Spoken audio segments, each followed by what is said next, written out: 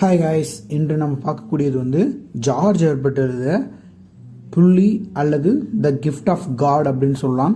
So ஹெட்டிங்கை வச்சு நீ ஓரளவுக்கு அசம்ஷன் பண்ணிக்கலாம். என்னென்னா காடு கொடுத்த கிஃப்ட் தான் வந்து என்ன அப்படின்னு பார்த்தீங்கன்னா இந்த ஒரு விஷயத்தை பற்றி தான் இந்த ஒரு போயமில் சொல்ல போகிறாங்க. இது வந்து பிஜிடிஆர்பி சிலபஸில் செகண்ட் யூனிட்டில் வரக்கூடிய ஒரு டாபிக் போயம் தான். சரி வாங்க என்ன தான் சொல்லியிருக்காங்க அப்படின்னு பார்க்கலாம். ஸோ நான் ஓவராலாக அவுட்லைன் இதை தான் சொல்லியிருக்காங்க அப்படின்னு சொல்ல போகிறேன். ஸோ இந்த பாயிண்ட்டை வச்சு தான் அங்கே டிஆர்பியில் வந்து பார்த்தீங்கன்னா ஒரு 1 மார்க் கொஷின்ஸ் வந்து அரைவ் ஆகும். சரிங்களா? ஸோ இதை நீங்கள் அந்த இந்த கண்டென்ட்டை அப்சர்வ் பண்ணிவிட்டு நீங்கள் நோட்ஸ் ப்ரிப்பேர் பண்ணும்போது உங்களுக்கு ரொம்ப ஹெல்ப்ஃபுல்லாக இருக்கும்.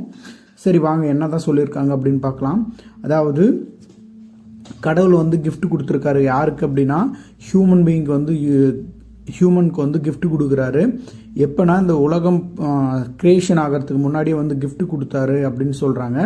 என்ன கிஃப்ட் இப்படி கொடுத்துருக்காரு அப்படின்னு பார்த்தீங்கன்னா பியூட்டி, விஸ்டம், ஹானர், ப்ளஷர் இந்த 4 வந்து கிஃப்டாக கொடுத்துருக்காரு. அதாவது பியூட்டின்றது எல்லா ஹியூமனுக்கு உடைய ஒரு நேச்சர் தான்.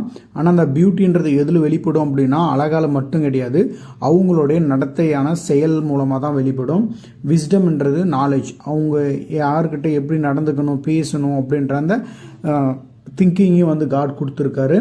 ஹானர்ன்றது என்னென்னா அவங்களுடைய தனித்தன்மை, எவ்வளோ நேர்மையாக இருந்தாலையும் அவங்க வந்து பார்த்திங்கன்னா எப்போ மாறுறாங்க அப்படின்னா அந்த வயிற்று மேலே உள்ள அந்த பற்று நிறைய சம்பாதிக்கணும் அப்படின்ற அந்த பற்றுன்றது தான் அந்த நேர்மை வந்து போகுது.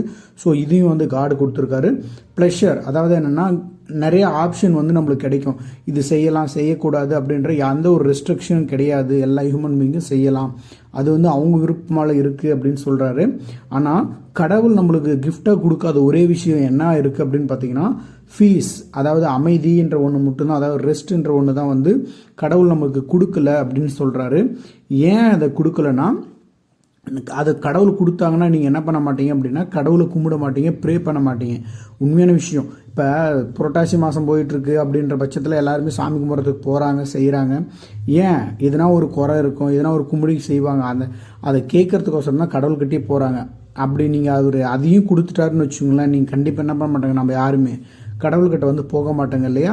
ஸோ அதனால தான் இங்கே சொல்கிறாரு அந்த ஃபீஸ்ன்றதை வந்து கொடுக்கல அப்படின்னு சொல்கிறாங்க. நிறைய பாட்டு வரும், அதாவது அமைதி தேடி பார்த்தேன் அப்படின்னு சொல்லிட்டு நிறையா பாட்டு வரும் இல்லைங்களா? ஸோ அது மாதிரி உண்மையாக அந்த அமைதியை வந்து தேடிட்டு தான் இருக்கணும் அப்படின்றத கடவுளுக்கு பாட்டமாக வந்து வச்சுருக்காரு. ஸோ கிளாஸ் ஆஃப் பிளெஸ்ஸிங் அப்படின்றது என்ன இருக்குது அப்படின்னு பார்த்தீங்கன்னா அது கடவுள் வந்து நமக்கு கொடுக்காத ஒன்றா தான் இருந்துகிட்ருக்கு. அதே மாதிரி அதை கொடுத்தாரு அப்படின்னா நம்ம கடவுளவே மறந்துடுவோங்க. அதனால தான் வந்து அவர் கொடுக்கல அப்படின்னு சொல்கிறாங்க. So thank you viewers, thank you for your வாட்சிங்.